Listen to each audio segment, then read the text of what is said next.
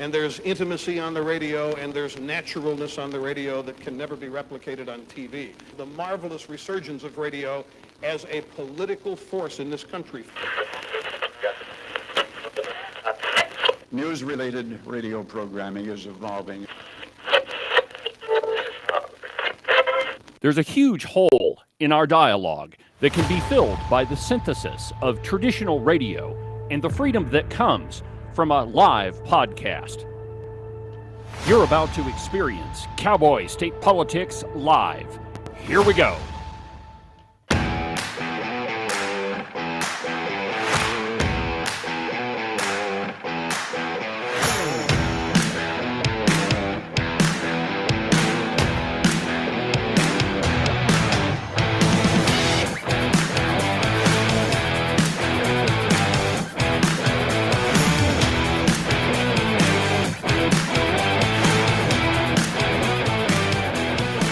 Good morning, my friends, and welcome to another fantastic installment of Cowboy State Politics Live.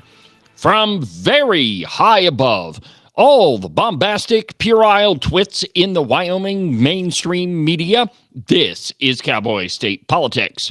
I, of course, am your illustrious host, David Iverson, firmly ensconced behind the silver Cowboy State Politics microphone and broadcasting to you from the depths of the Middle Swamp in Wyoming's capital of Cheyenne. Good morning, my friends, and welcome to the program. Happy Tuesday. The legislature is back after a very, very brief hiatus. It's crossover. And what that means is it's pretty much the middle of the session where all of the House bills are going to be brought up in the Senate, and all of the Senate bills are going to be brought up in the House. And of course, this has already kind of started to take place. The House has already been discussing Senate File 69, and there are a number of bills from the House and the Senate, their respective chambers, that are being brought up in committee. So today, we'll probably see a lot of them discussed on the floor. But we begin this morning with Senate File 69. This is what Senator Bo Biteman, the president of the Wyoming Senate, touted in a weekend interview on shared media as the crown jewel of the Wyoming Senate, or crown jewel of this legislative session. It's not that for a number of reasons. First of all, the motivations behind it. I've told you several times on the program, and in fact, if you listened to the podcast over the weekend, and yesterday for that matter, I told you how the motivations behind voting for Senate File 69 in the Senate weren't exactly magnanimous. You didn't have a whole bunch of senators that are saying this is a fantastic bill. It's the crown jewel, as the president of the Senate put it. No, they really didn't vote for it for those reasons. I've mentioned several times on the program where Tara Nethercott, Senator Slithers, said that, we just have to explain the consequences of tax cuts to Wyoming citizens. That's why she voted for it, to punish Wyoming citizens so that we don't ever ask for a tax cut ever again, to where Wyoming citizens don't get out of our place, don't step out of our line, and we just let the elites and the redcoats handle everything down here in Cheyenne.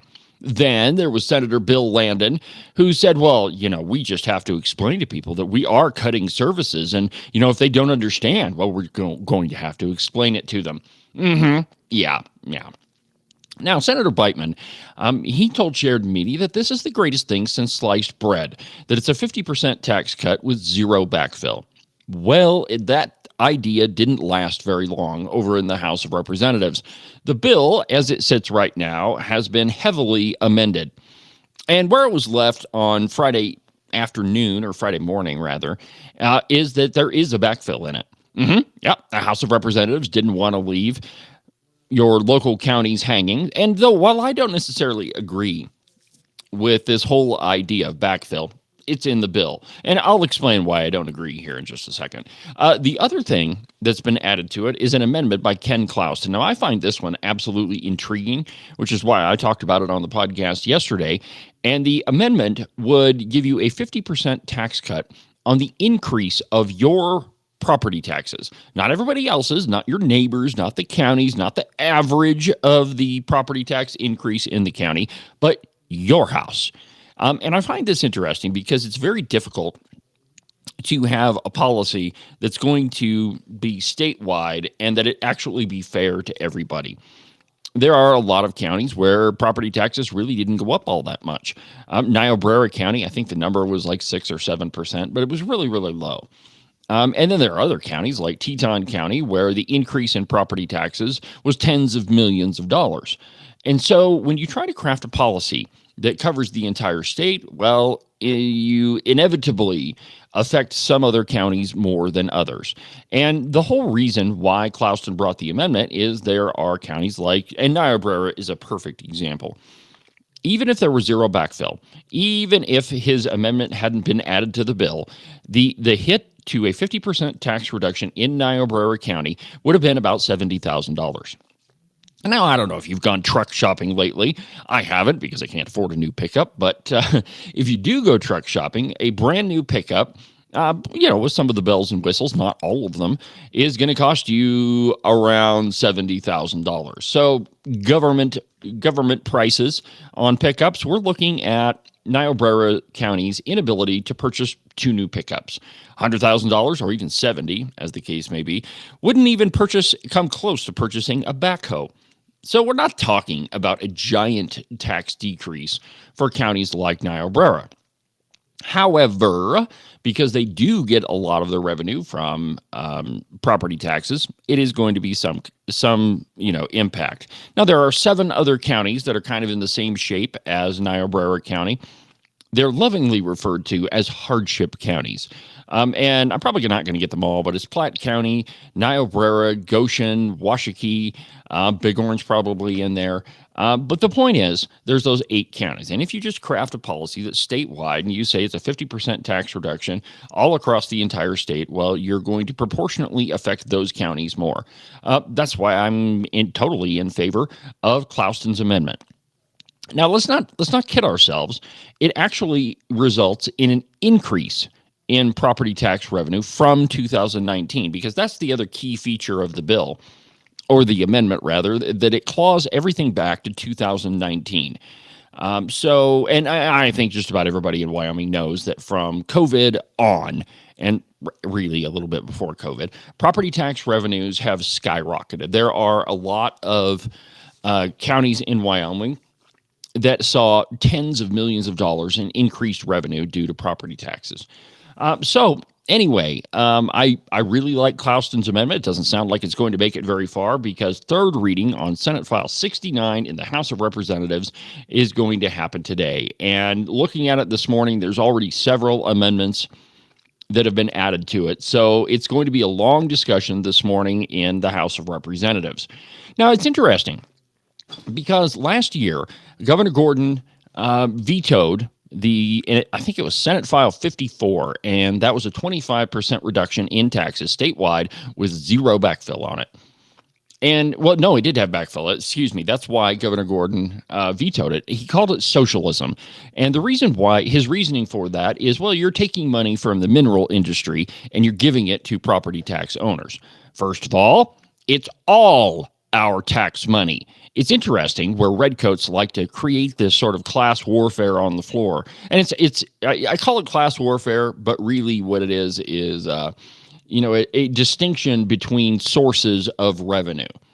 I don't really think that the mineral industry really cares where those mineral royalties go after they're taken from them. What they do care about is the high rate of royalties that they have to pay because they're extracting minerals. But the truth is, my friends, it's all our money. And this probably cuts to the heart of the matter, that the government doesn't have any money. All of this tax revenue, regardless of its revenue source, does not belong to the government. It belongs to you and me. It's all our money. So any sort of tax reduction really just means that they're taking less of your money. It's still all of ours. It's still them taking a lot of money. And at the state level, which I guess we need to make a distinction here, none of the property tax revenue actually goes to the state of Wyoming for the functions of state government. All of that stays with the counties and with cities. And the truth is that cities get most of their revenue from sales tax, but they do get a direct distribution from the state that comes from property tax. I have long said on the program that any discussion of reducing taxes without an accompanying discussion of a reduction in spending is a meaningless conversation, because it's the spending that drives the taxes. And if you look at the list of bills that, and by the way, I'm going to get a list of these today before I even go into this. The list of bills that the County Commissioners Association opposes or supports, they're not really all that in favor of reducing taxes. Why? Because it's a reduction in the amount of money that they can spend, in the amount of your money that they can spend. Now, right now, I'm not saying all counties, but there are a lot of counties that are engaged in just flat, frivolous spending. The best example of that comes from my home county of Sheridan County, where they built a $3 million flower pot and they used taxpayer dollars to do it. Now, at this point, and some of it was used from the general purpose excise tax. I don't really care about the source of the revenue. I just care that they have it and that they're spending it on stupid stuff. Now, there are other counties that have a recreation center, that have a civic center, that are supporting their golf course. None of those things are the role of government. And when we're talking about taxes, we need to have an honest conversation about what exactly are the responsibilities of your government. It's not to have rec centers. It's not to have civic centers. It's not to support a Broadway theater in which there's transgender drag races that are going on, and drag races and drag shows that are going on. None of those things are the role of government. The role of government is actually to remain pretty small and only handle those things that are enumerated to it in the Constitution.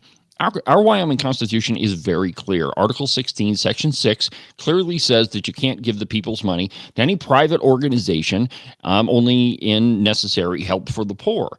And so when we're discussing things that are outside of roads, police, the fire department, the minimal administration of the government, city utilities, water and sewer, all of those other things are outside of the role of government. And if you're the person, or if you have a county official like Nick Siddle in Sheridan County, I'm going to get to him in a later episode of the podcast. But if your elected official is the one that's saying, well, we're going to lose the golf course, we can't have that. We're going to lose the civic center.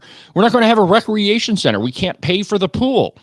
Well, while all of those things are nice, they're not the role of government. And when it comes down to it, taxpayers shouldn't be paying for it anyway, flower pots or otherwise. I'll give you another example. It is not the role of government to make your city pretty. Now, we see a lot of towns in Wyoming that spend an extraordinary amount of money on beautifying their town and their county. That's not the role of government. In Sheridan, and this is a great example, but if you're walking downtown Sheridan, and this is kind of getting into city revenue, which these are two different things, but anyway, the city of Sheridan is engaged in art buying. Yep, statues.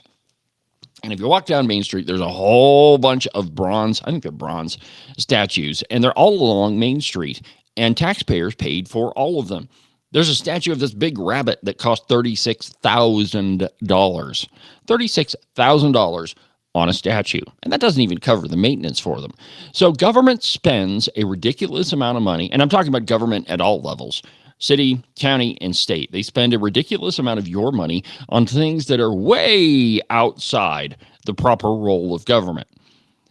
If we're going to have a reduction in property taxes, we have to talk about reducing spending at the county level. Now, there isn't a budget anywhere, whether it's in your own home or the city or the county or the state, that couldn't sustain a 10 or 15% cut. That's just, there isn't a single budget where you couldn't trim that much fat off of it. And the reason why I say 10 or 15% is if you just take 50% of the tax revenue off of a lot of Wyoming counties, you're actually going to be left with a pretty small percentage of that county's revenue. Let's use Sheridan County, for example. Only 32% of their revenue comes from residential property taxes. If you take 50% of that away, you're left with 17%, well, a little bit less, actually 16% of the revenue. And so without any backfill whatsoever, without any giving, the state making up for that lost revenue, you're still only talking about 16%. That cut could absolutely be absorbed. And it could be, the reason we know that is the city's budget in Sheridan, and the county's budget for that matter, has increased several $1 million over the last few years. And so the biggest question that you need to ask your local official, and this is one that I think every Wyoming citizen should be asking, is a pretty easy one. Where is our money? Property taxes have gone up a tremendous amount statewide. And I did mention those 8 counties when we started the program. But property taxes have gone up a significant amount of money. So where is all that money? Explain it to us. Show us where all of this necessary spending is. And if indeed it is necessary spending, then of course we can talk about it further. But a large percentage of it is not necessary. And we've got to get our local officials understanding that we don't have to spend all these tremendous mounds of cash. Because Wyoming citizens were very clear in the last election. We want property tax relief. We've been taxed to death, had the bejesus taxed out of us, and it's time for government to trim down. So show us where the money's at. Let's have a conversation. But let's get to it now. More in a minute.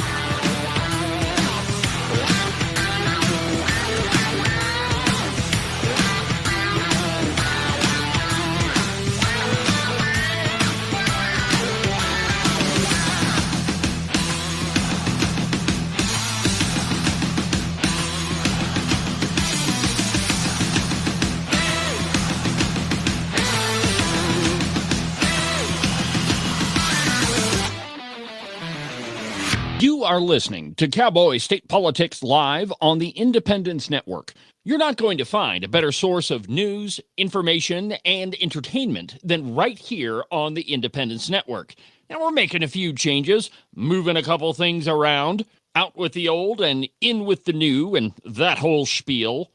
Of course, you could listen to my program, The Ramble Room with Ken Pendergraft, Locked and Loaded with the good Representative Tony Locke from Casper. There's a whole bunch more coming on the Independence Network. Also, don't forget to check out the articles section at the website, independencenetwork.us. It's loaded with op-eds, commentary, and news from all around the Cowboy State.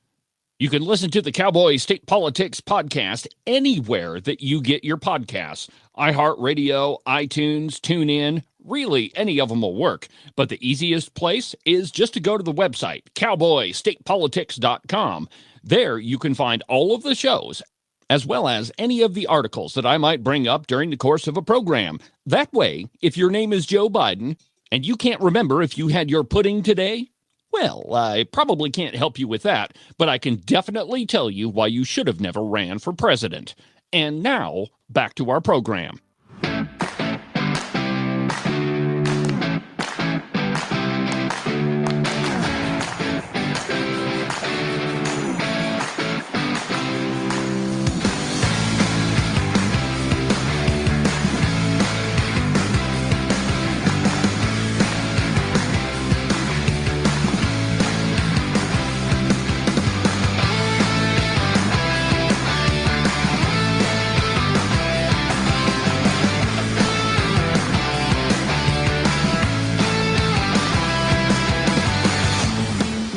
Welcome back to the program, my friends. David Iverson, Cowboy State Politics Live on Facebook, on YouTube, on X, on Rumble.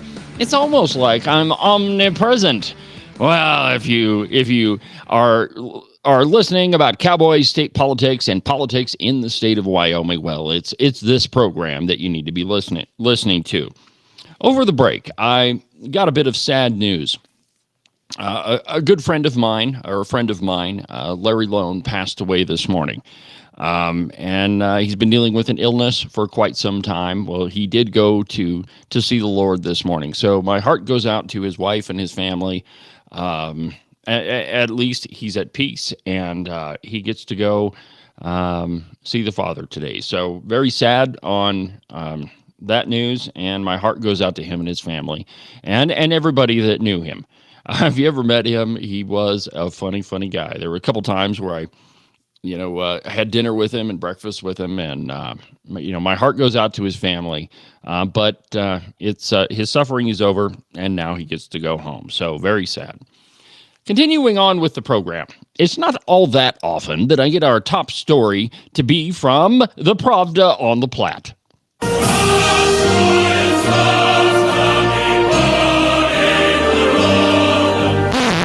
In an article entitled, "Is Musk a Bond Villain or America's Salvation?" And it's actually written by a guy named Nolan Finley. Not from Wyoming, he's actually from Detroit. But this is more a commentary on the decline of the Casper Star-Tribune.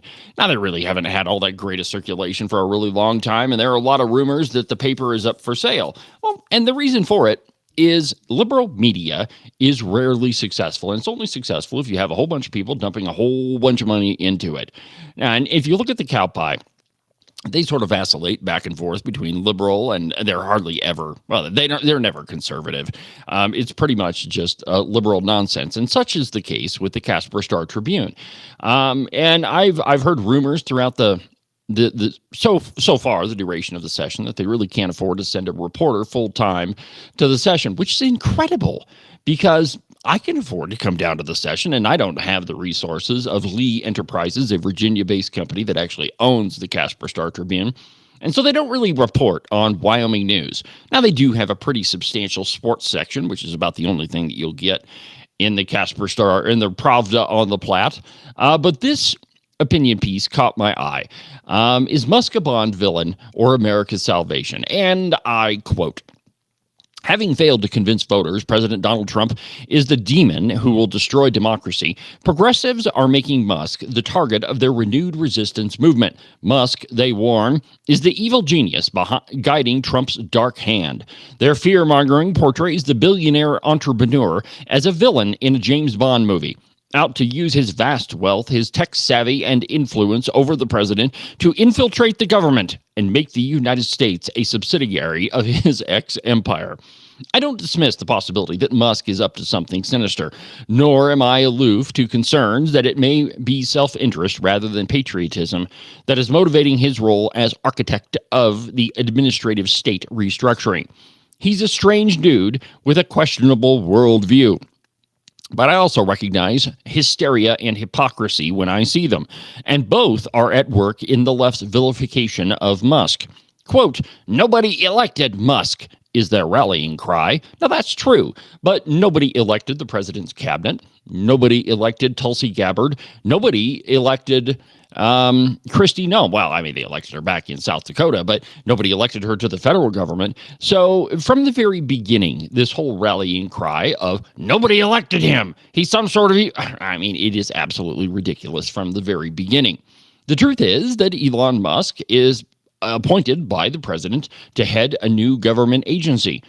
Government bureaucrats, like the ones that are screaming about all of the cuts, should recognize exactly what position Elon Musk is in, because they are in the exact same position.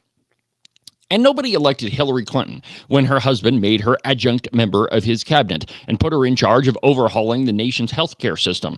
Nobody elected the White House cabal that apparently ran the nation during President Joe Biden's incapacitation. And nobody elected the bureaucrats heading federal agencies who are acting on their own to make policy and spend tax dollars while claiming immunity from accountability. The Democratic Congress members who are storming empty federal buildings to protest Musk's aggressive cost-cutting have forfeited, through decades of inaction, their credibility in attacking Trump and Musk for acting. The dastardly duo is doing what voters elected Trump to do, to fix a broken government.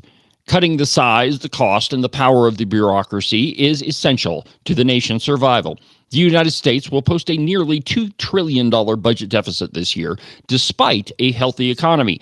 The federal government now routinely spends one-third more than it takes in. Now, just think about your own finances for a second. If you are routinely spending 30% more than you're actually bringing in, you are effectively broke. And there isn't a bank anywhere that's going to loan you any money. The only difference between your checkbook and the federal government is the federal government can print money, which is exactly what they've been doing with all of this deficit spending. The national debt is approaching $37 trillion, and that amounts to $107,000 for every citizen and $323,000 for every taxpayer. Debt payments will consume more than $725 billion this year. A debt payment is the interest we pay on all of the money that has been borrowed from foreign sources, foreign companies, foreign governments. That's just the interest. That isn't paying anything on the principal. Congressional Democrats stood on the steps of the Social Security Administration building and warned Musk will strip recipients of benefits. Well, the truth is that he has found a lot of recipients who are actually way more vulnerable than anybody that the left ever imagined. There are a bunch of Social Security benefits that are going to people who are 150 years old. In fact, I've got an article down here in the stack of stuff. Let me see if I can find it. Actually, you know what? We're going to go to another piece from the Turkey Vulture, just so I can prove the point. But the end of this op-ed goes like this, quote, "But I also strongly believe that the bureaucracy should not serve itself and its own priorities. The president should have control of executive agencies, and those agencies should be fully transparent and accountable.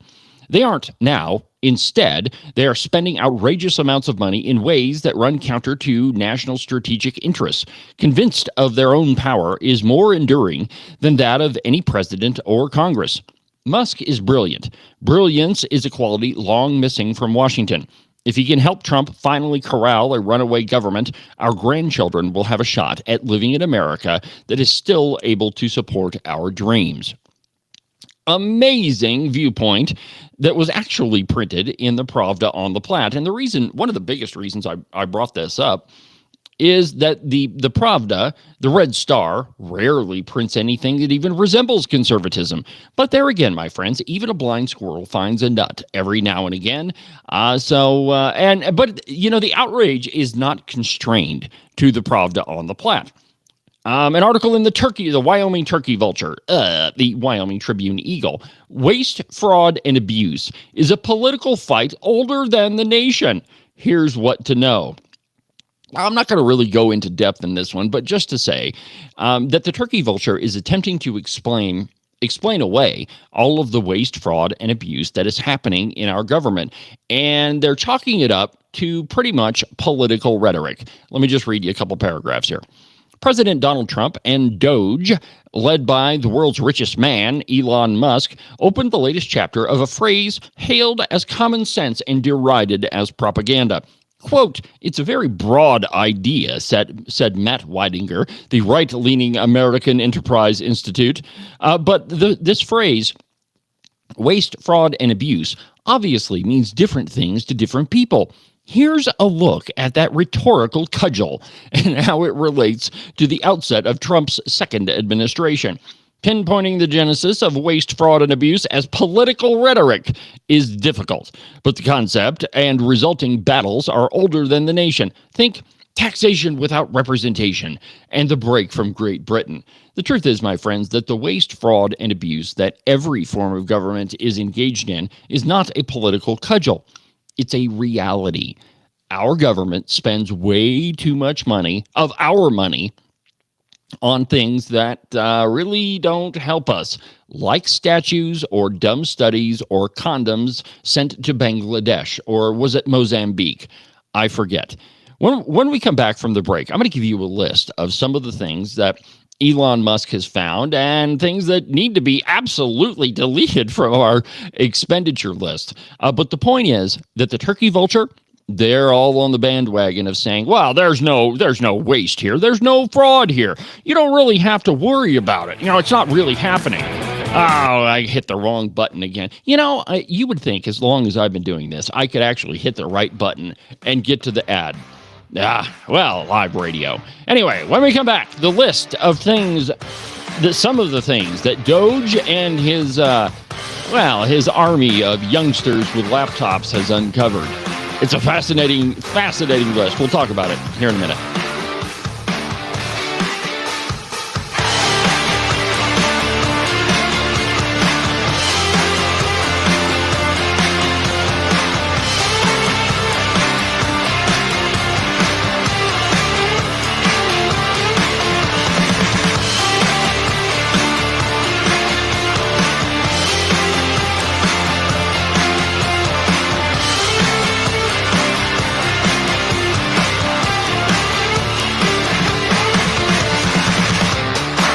You can listen to Cowboy State Politics Live every Monday through Friday at 10 a.m. on the Independence Network.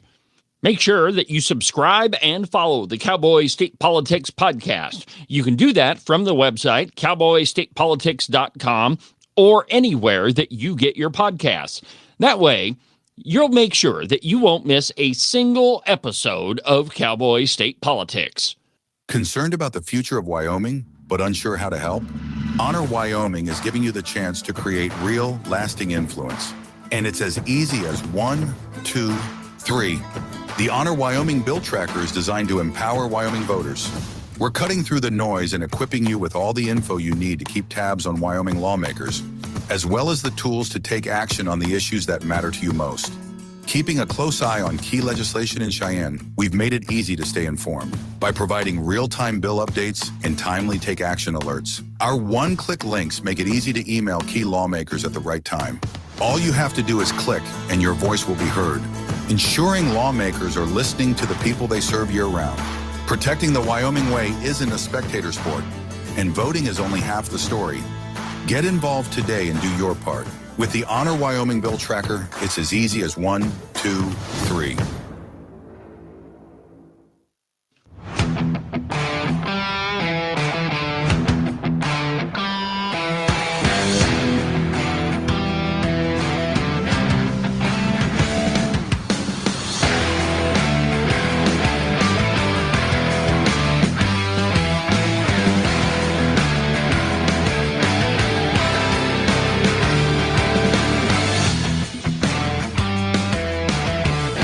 Welcome back to the program, my friends. Cowboy State Politics Live on a Tuesday after the brief legislative break. It's pretty snowy down here in the swamp.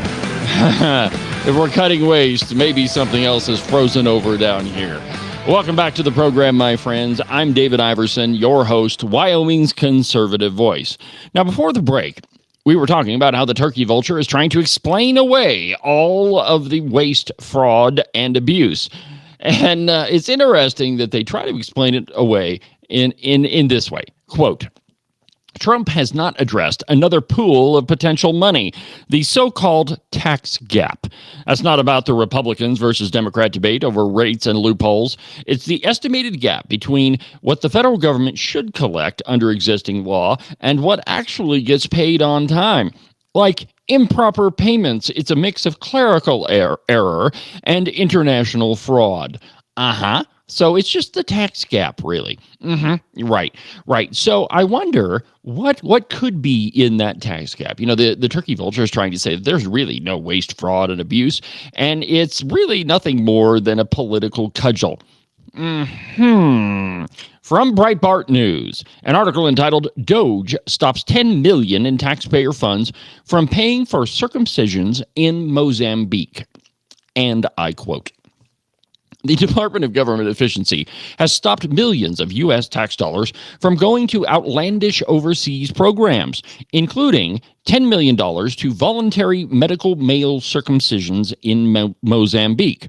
In a Saturday Post, X listed a number of programs that American taxpayers are on the hook for that have all since been canceled. The Elon Musk-led department announced a total of $729 million in savings. Here's some of the other projects that were formerly funded by the United States. Included $14 million for, quote, improving public procurement in Serbia. $29 million in, quote, strengthening the political landscape in Bangladesh. $47 million for improving learning outcomes in Asia. And $14 million for social cohesion in Mali. Doge also reported that the federal government was giving $9.7 million to the University of California at Berkeley to develop, and listen to this, a cohort of Cambodian youth with enterprise-driven skills, and an additional $2.3 million for, quote, strengthening independent voices in Cambodia. Another whopping $40 million was allotted to Gender Equality and Women Empowerment Hub. A staggering $486 million was going to go to the Consortium for Elections and Political Process Strengthening, including $22 million for the Inclusive and Participatory Political Process in Moldova, and $21 million for voter turnout in India. It is genuinely horrifying to see how much money the American people are sending to other countries while our own infrastructure is crumbling, wrote a former United States Department of Energy nuclear scientist, Matt Van Swal. It's just disgusting. Now, just last month, Republican lawmakers demanded an investigation into former President Joe Biden's Centers for Disease Control and Prevention for allegedly illegally using taxpayer dollars to pay for at least 21 abortions in Mozambique through the PEPFAR, the President's Emergency Plan for AIDS Relief. Senator Jim Risch, chairman of the Senate Foreign Relations Committee, confirmed in late January that the CDC had disclosed that PEPFAR funds were being used to pay health workers who performed abortions, and he accused the CDC of violating the Helms Amendment, a policy which prohibits the use of U.S. foreign aid to pay for abortions anyway. Well, the truth is, my friends, that the Pravda on the Platte, which apparently they're all in favor of what Elon Musk is doing, and more specifically the turkey vulture, who is trying to explain away all of this fraud and waste and abuse as a political cudgel. The truth is, my friends, it is not rhetoric. It is the truth. And when you look into government, you're going to find a tremendous amount of waste, fraud, and abuse. Let me give you a Wyoming example. At the Wyoming Department of Transportation, there are a number of supervisors that supervise one person. There are over 800 teachers that you and I pay for that do not exist. That's right, my friends. 800 teachers we pay for that absolutely don't exist. In the last couple of years, enrollment in Wyoming schools has actually gone down around 2,000 students. While at the same time, administration and staff has gone up 3,600 positions. So enrollment has gone down, a decrease in the amount of the little guys that you have to take care of.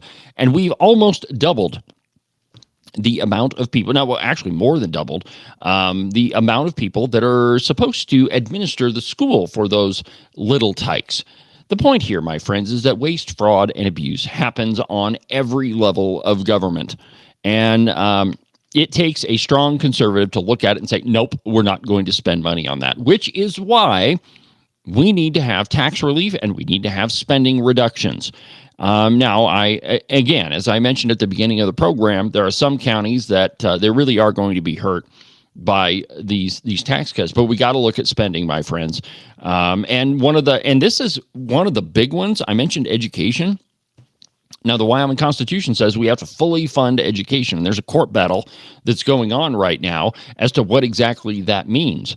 But the point is that even little states like Wyoming waste a lot of money. And I mean, one of the biggest ones is there was $3,000 that was spent at the Wyoming Department of Health spent $3,000 for supporting AIDS awareness at a booze-filled drag show. We've spent $300,000 on condoms. That $300,000 was given to Wyoming Equality. There are a number of things that even the small state of Wyoming spends money on that we absolutely have to get a handle on. And any politician that says they can give you a tax cut without reducing spending, well, they're not really talking about giving you a tax cut because they're going to hit you with it somewhere else, because it is the spending that drives the taxes. Now, my friends, Vice President Kamala Harris has still got it. I know you thought that because the election was over, we were going to be done with all of the stupid word salad sound bites from her, and I know that you've probably missed them. So as it turns out, she's at it again. Now, it's not on the national stage, of course, so we don't get the breadth and depth of her absolute idiocy, but she's at it again. An article entitled Kamala Harris Mocked as a Drunk Auntie for Nonsensical Word Salad Speech to Cast of A Wonderful World, the Louis Armstrong Musical.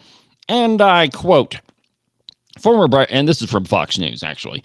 Former Vice President Kamala Harris served up her signature word salad while attempting to deliver an inspirational speech to the cast of Broadway's It's a Wonderful World, the Louis Armstrong Musical, with critics mocking the failed presidential candidate as a drunk auntie. Maybe she was, maybe she wasn't. We'll never know. Harris and her philandering husband, Doug Emhoff, were spotted taking in two Broadway productions over the weekend, A Wonderful World and later Gypsy. After being greeted heartily with hearty cheers from the crowd and even a standing ovation, Harris delivered a rambling post-show speech to the cast and crew. And let's see here if I've got it. Oh, you know what? I didn't get it. Oh, no. Anyway, well, I'll make sure I have it for tomorrow. But here's what she said. Quote, when you think about these moments where we see things that are being taken, but also let's see it, nature abhors a vacuum, Harris tells the musical's cast in a clip shared on X. Where there's a vacancy, let's fill it. Let us know the reality is that progress of our nation has been around the expansion of rights, now the restriction of rights, the former Veep continues. We're seeing a U-turn right now for those rights to be maintained, which means we have to be vigilant. It's just the nature of it. Oh, my friends, it never ends with this one. Let's see here. What else do I have in the stack of stuff? Oh, yeah. Here's a great one that happened over the weekend. I actually got in a little trouble with this, mentioning this one where I probably shouldn't have. You never know who's listening, and there's a lot of liberals that they'll go absolutely bonkers when you say things out of turn. But from Wildpile, Valentine's Day Massacre. Uncounted throng of Wyomingites fired by the Trump administration.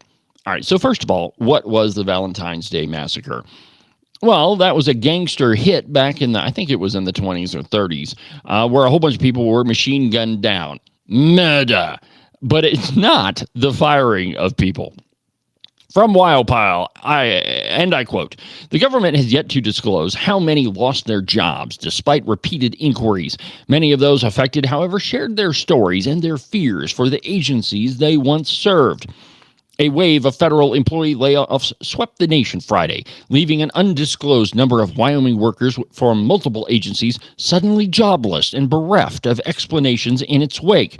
How many people and agencies have been affected? What roles have been eliminated? Which communities have been hardest hit? And many other basic questions remain unanswered by the government, despite repeated inquiries to multiple offices. Amid the confusion and chaos, patterns emerged through interviews with a diverse array of fresh-out-of-work staffers and their advocates. Concern for agencies' ability to execute their missions today and in the future. Fear of public harm, lost services and damaged resources, and expectations that Native Americans will be disproportionately impacted, both by lost jobs and broken commitments. Okay, first of all, it is not the role of government to have a sprawling bureaucracy, and it only takes so many government workers to do a specific job. But the truth is, just about every federal agency is absolutely bloated. And if you look, and you need to look no further than the little town of Buffalo. Now, in Buffalo, Wyoming, about 70% of people work for government. It's either the BLM, or it's the Forest Service, or it's the county, or it's the city, or it's the schools. The truth is, my friends, government jobs were never meant for people to make it a career. The best example of that is the U.S. Fish and Wildlife Service. If you talk to any biologist worth their salt, they'll tell you that talented biologists do not go and work for the U.S. Fish and Wildlife Service. They go to work for places like the Wyoming Game and Fish, which, again, is another agency.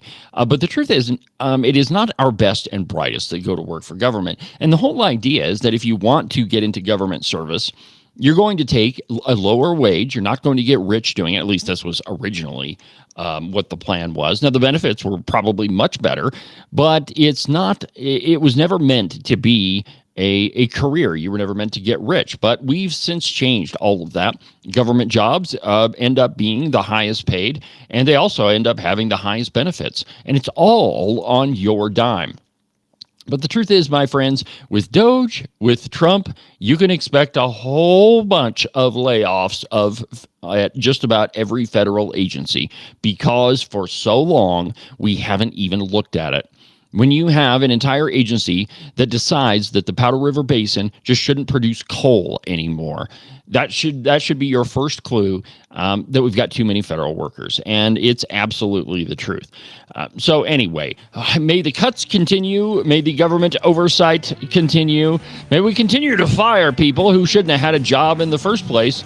And maybe Wyoming legislators can get on the stick and do something about those 800 teachers that don't exist. More when we come back.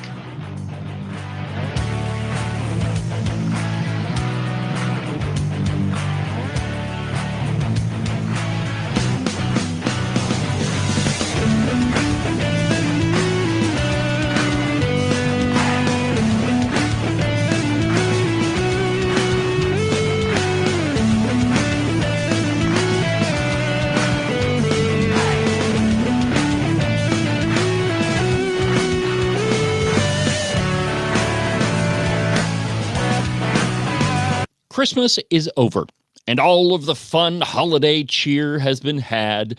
And what are we all left with? Frigid Wyoming weather. Below freezing temperatures that you still have to go out in. That's right, you do have to go back to work at one point or another. And not to scare you, but think about this.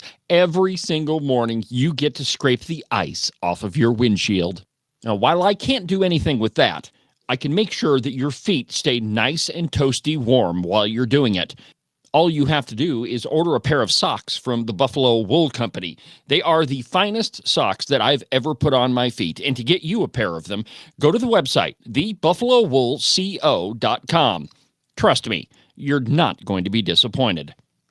Wyoming is one of the most sought-after places to live. There's a lot of people that want to move to our great state. And if you're thinking about selling your house to one of them, you need a real estate agent that you can trust. That agent is Rebecca Bextel at Compass Real Estate. She's lived in Jackson for almost 20 years and has her fingers on the pulse of the real estate market. Last year, she sold almost $25 million worth of property. So if you're thinking of buying or selling, give Rebecca a call. Her phone number is 307-699-3519. I've never felt the freedom like I do. I feel stronger every day, don't you? Well, I can show you how. A new day, a new way. Watch out, I'm only gonna get stronger. A new day, a new way. Watch out, I'm only gonna get stronger. A new day, a new way. Watch out, I'm only gonna get stronger. A new day, a new way. Watch out, I'm only gonna get stronger. I've never felt the freedom like I do. I feel stronger every day. I'm only gonna get stronger. Cowboy State Politics is only going to get stronger. The program is only going to continue to expand, and no matter what anybody else says or does, there's nothing stopping this program. Welcome back to the show, my friends. David Iverson. Cowboy State Politics Live, documented to be almost always right 99% of the time. That's right, my friends. It's back up to 99%. And, I don't even know really why I even keep track of those numbers. It's just fun to poke fun at the Wyoming media and those masquerading as media in the state of Wyoming. Do you remember James Carville? Yeah, I know. His profile has kind of gone down a little bit since the epic loss of Kamala Harris. Now, remember, it was James Carville who said that absolutely Kamala Harris was going to pull this thing off. I mean, he was in the tank for, made predictions all over the place. And since then, he has pretty much been relegated to his own ridiculous podcast. And I mean, the only reason that anybody should listen to it is just to find out the dumb stuff he's going to say next. Well, anyway, he made an appearance on PMS NBC's The Beat, and he said that Democrats should just do nothing as it relates to Trump. And I quote from Breitbart News. Host Ari Melber said, quote, "It's addressing a lot of concerns about the current agenda. We're seeing signs and protesters saying that this is not what people voted for. Even if they're anti-Trump voters, they're calling out a lot of things that they say exceed the president's authority or are dangerous or are gutting the federal government. What's happening here? What do you see?" Now, here is what old Carville had to say. Should do is what we call in rural America play possum. Just let it go. Don't get in the way of it. Or as we like to say, don't just stand there, do nothing. Let this germinate. We don't need to be, we don't need to get in front of it. This freight train is moving. Let's just get out of the way. Yeah, let's just get out of the way. Now, there are other articles out this morning that the Republican, the conservative grassroots is running circles around the leftist social media campaigns. You know, for a long time, all you saw was the left on social media. But now, apparently, conservatives are running circles around those. Now, that's probably the smartest thing that James Carville has actually said since he uttered this phrase. Stay focused. Talk about things that matter to people. You know? It's the economy, stupid. Yeah. Okay? Yeah. See, at one time, James Carville was a brilliant political strategist. Of course, he was the architect behind Bill Clinton's re-election. Well, his first election and his re-election. Now, the second one is probably Carville's crowning achievement because Bill Clinton had just gone through an impeachment. And, I mean, that was big news at the time, if you remember it. But anyway, James Carville relegated to his dumb podcast, and the only reason people listen to it is to find out what dumb thing he's going to say next. Also from Breitbart, PMS NBC's Nicole Wallace. Trump is attempting to be an emperor. PMS NBC host Nicole Wallace said on Monday's broadcast of Deadline that President Donald Trump had dropped, quote, any and all pretense of wanting to be president and instead is attempting to be an emperor. Here's what she said on her program. In good times and bad times, the president enjoys taking a grenade out on a Saturday afternoon, throwing it on the floor and watching everybody react. Now, could it be a distraction? Could it be a diversion? Could it be just pure entertainment? This is what the president So he's not saying the president. And there's no downside. Okay, that's Reince Priebus, and he made an appearance on this show Deadline. Here's what Nicole Wallace of PMS NBC said next. Hi, everybody. It's 5 o'clock in New York. If it's an emperor Republicans want this President's Day, maybe it's about time they just say that. Drop any and all pretense, because Donald Trump sure has. Trump's first chief of staff there in his first term, Reince Priebus, dismissing what Jamal Bowie of the New York Times calls, quote, the single most un-American and anti-constitutional statement ever uttered by an American president. Trump this weekend posting a quote to social media, often attributed to Napoleon. It reads, he who saves his country does not violate any law. Perhaps more alarming than that interpretation of presidential power and its unlimited scope is that the Supreme Court, in its ruling on presidential immunity last summer, has already kind of sort of agreed with Napoleon and Trump. Already Her kinda, dissent in that case provided with what... Oh, stop. You would think the Democrats would figure it out by now, that the American public doesn't trust them anymore because they say ridiculous stuff like that. Now, it's true that the president did post on social media that he who saves the country does not violate any law. But like Reince Priebus said in the beginning, a lot of what Trump says is just the rhetorical equivalent of throwing a grenade out and just seeing what happens. Now, nobody is going to ever deny that Trump is an expert at trolling the left. That's probably one of his greatest skills. And I think the reason he does it is to get the reaction that you got from Nicole Wallace, for them to absolutely react to every single thing he says, and in some sort of belief that it's going to resonate with the American people. And the truth is, nobody trusts the media anymore. They've completely abdicated any authority or power that they had in favor of just absolutely going hard left and saying that everything that Trump does is anti-democratic and that it's going to destroy the country.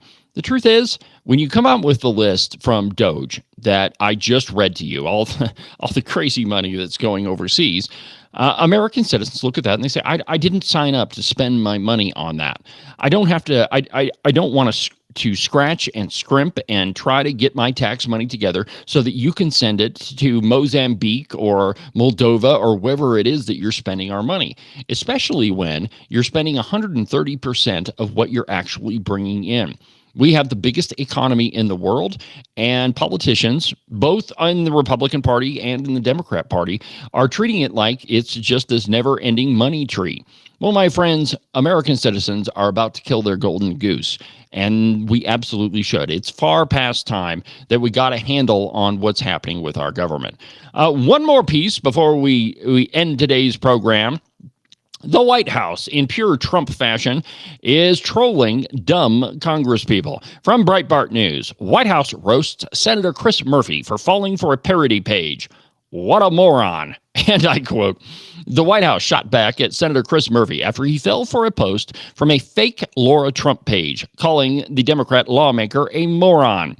An X account with the handle Laura Trump page, not to be confused with the real page of President Donald Trump's daughter-in-law, Laura Leah Trump, that's her handle on Twitter, made a post calling for the border czar Tom Homan to arrest Representative Alexandria Ocasio-Cortez, completely triggering Murphy on Friday. Quote, it takes some effing gall to have Vance lecturing Europe on free speech when at the exact same time the Trump regime is threatening Democrats back home with arrest if they even complain about people's rights to them, Murphy wrote, along with a screenshot of the fake Laura Trump post. His profane response came after Vice President J.D. Vance spoke at the Munich Security Conference in Germany last week, lambasting the censorship of so-called misinformation.